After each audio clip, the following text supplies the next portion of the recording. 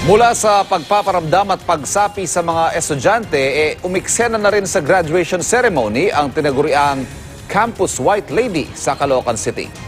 Ang katotohanan sa kinatatakutang kwento inalam ng kapuso mo Jessica So.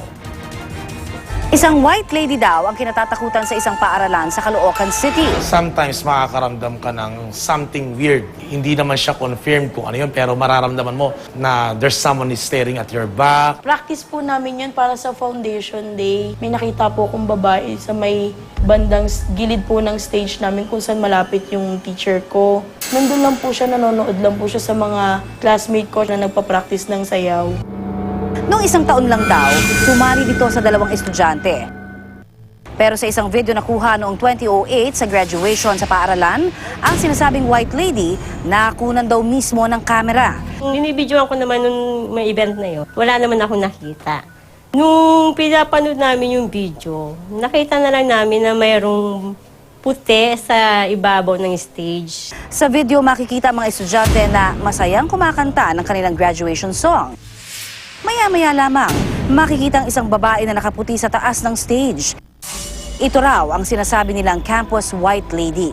Ayon sa mga kwento, ang White Lady daw ay dating estudyante na nabuntis at hindi nakagraduate at pagkatapos ay nagpakamatay. Nagsagawa ng investigasyon para malaman kung may katotohanan ba na White Lady nga ang nahagip ng kamera.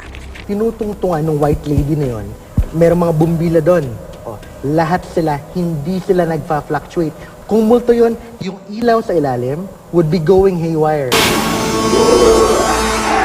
Pero ang White Lady, kung titingnan natin sila bilang mga demonic spirits, ang demonic spirits pwedeng umalis, pwedeng bumalik. Increase ko yung brightness, tiningnan ko yung noise levels, yung detail niya, consistent eh.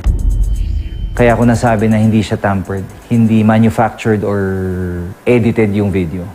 Nakausap din ang isang guro na gumawa ng mga design noong graduation para sagutin ang ilang komento na ang nakuha ng tila white lady sa taas ng stage ay lalagyan lamang ng confetti. Kasi ako yung naglagay nasa gitna pero dito kung titingnan mo parang nasa taas siya ng stage. Yung nasa gitna ng covered court, ina-assure ko na confetti yun. Pero yung nasa taas ng stage, hindi ko alam kung ano yun. Totoo man o hindi ang kwento ng white lady sa eskwelahan, ang mas dapat na pagtuunan ay ang ating paniniwala at debosyon sa may kapal.